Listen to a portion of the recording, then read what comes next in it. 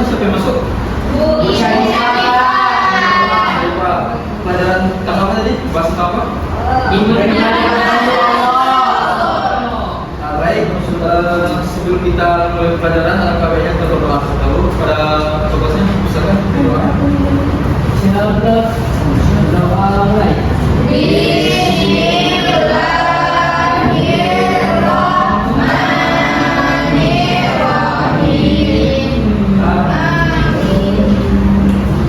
Baik. Nah, minggu lalu kita sudah membahas tentang sebelum kita mulai pelajaran kita hari ini, Bapak ingin maksudnya terlebih dahulu. Muhammad Rizky, Hadir Pak. Doni, Nandika, Hadir Pak. Novita, alhamdulillah sudah hadir ya. Nah, sebelum kita memulai pembelajaran kita pada hari ini, minggu lalu kita telah membahas tentang zakat. Nah, hari ini kita akan membahas tentang puasa. Ada yang tahu apa itu pengertian dari puasa?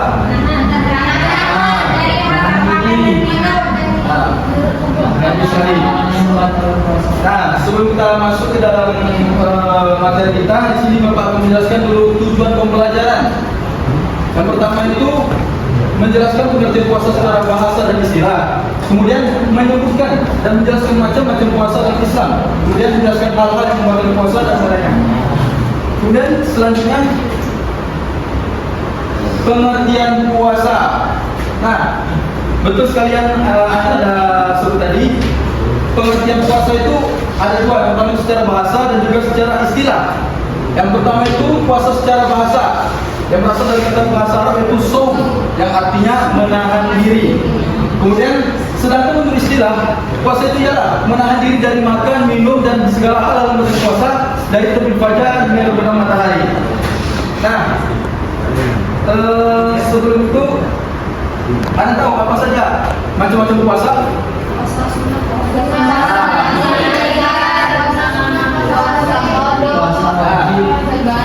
Macam-macam puasa itu ada dua. Yang pertama itu puasa wajib.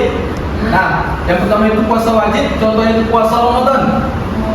Puasa Ramadan ini ya puasa yang dilaksanakan pada tanggal 1 Ramadan hingga sebulan full. Nah, siapa sih kemarin yang puasanya bolong-bolong atau sehingga? Kenapa itu? Kok bisa bolong-bolong?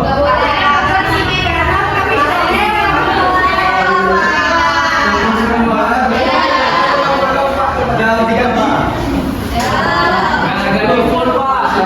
Bol.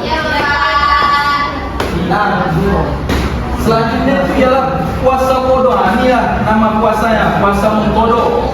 Kalau kita ada bolong-bolong puasa yang di bulan Ramadan itu bisa diganti di luar Ramadan. Nah, puasa lagi.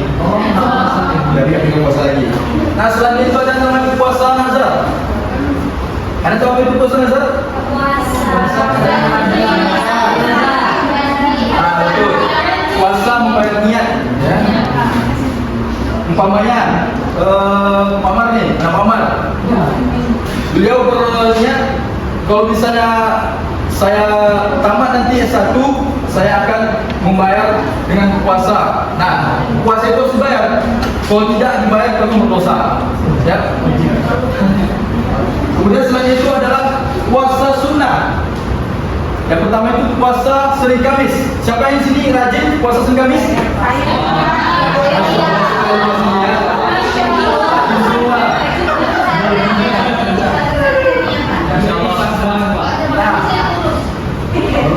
Kemudian setelah itu ada puasa Arafah. Ada tahu apa puasa Arafah? Betul sekali. Nah, di sini selain ada puasa Nabi Daud, Bapak ingin bertanya kepada Saudara Rizky, seperti apa puasa Nabi Daud itu? Ya betul. Seperti apa puasa Nabi Daud itu? Puasa Nabi Daud itu puasa yang dilakukan oleh Nabi Daud awalnya. Contohnya tuh? Puasanya itu selang-seling. Mungkin dia puasa hari Senin, nanti puasa hari Rabu, mungkin lagi nanti hari Jumat. Betul sekali. Nah, di sini siapa yang pernah puasa Nabi Daud? Enggak ada. Nah itu diteruskan lagi ya.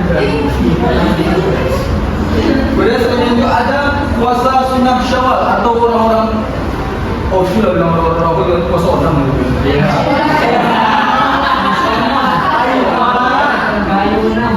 Nah itu bisa dilakukan selama bulan Syawal selama 6 hari. Itu boleh tidak berurutan harinya, asalkan di dalam bulan Syawal itu boleh dilakukan. Dan puasa dan lain-lain. Nah, di sini ada hal-hal yang membatalkan puasa. Yang pertama itu makan dan minum sengaja atau mokel orang sekarang bilang ya. Sekarang boleh mokel. Siapa di sini yang kemarin belum puasa ada bolong-bolong? Tapi dia gantian. Berapa hari kemarin bolong-bolong ya? 1 hari. Mas, boleh mokel ya. Tapi dia gantian. Kemudian selanjutnya muntah dengan sengaja. Kemudian berhubungan intim di siang harinya. Keluar darah, haid dan nifas, keluar manis dengan sengaja, hilang akal atau mabuk, kemudian murtad.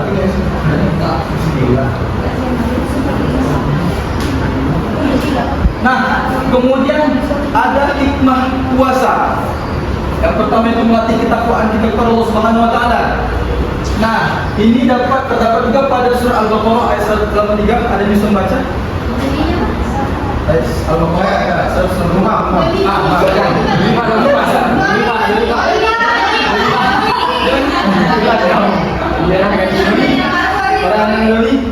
Bismillahirrahmanirrahim. Ya ayyuhalladzina amanu kutiba alaikumus syiyam kama kutiba alal ladzina min qablikum la'allakum tattaqun. Nah, itu ada dari mati kelaparan. Ada bisa baca artinya? Baca artinya? Doli. Hai orang-orang yang beriman, berpuasalah sebagaimana orang-orang sebelum kamu agar kamu bertakwa.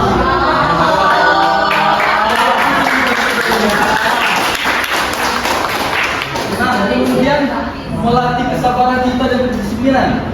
Nah, puasa ini juga memiliki hikmah, bisa melatih kesabaran kita. Umpamanya kan kita melihat orang muslim sedang siang hari sedang bingung, kita lama lagi buat bukan ya. Di sini kita belajar bersabar dulu. Nanti kalau udah masuk maghrib baru kita hantam semuanya.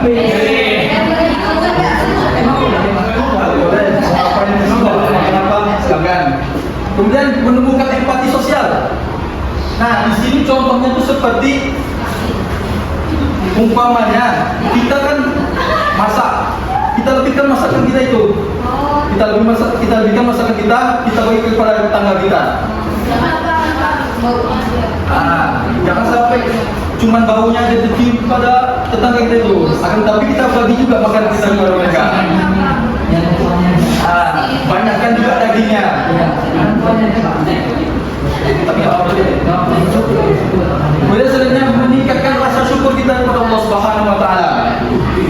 Kemudian puasa ini juga bisa meningkatkan kesehatan kita, menjaga kesehatan kita.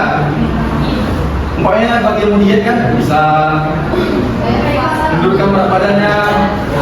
Kemudian meningkatkan kedekatan kita kepada Allah Subhanahu wa taala.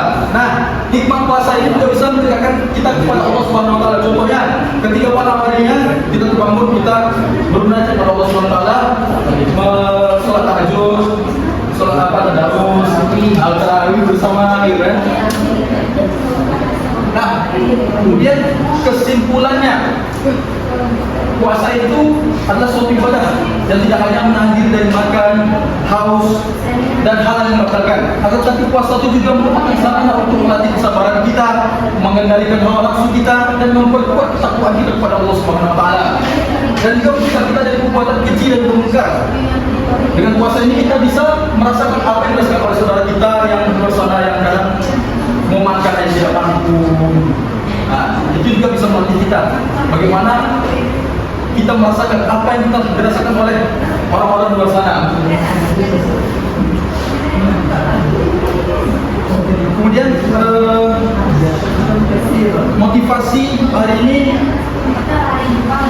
Bapak di sini punya motivasi hari ini, jangan risau, jangan khawatir, tenang saja. Puasa itu nggak dengan puasa itu bisa membuat kita sehat dan gemuk, akan pahala ya.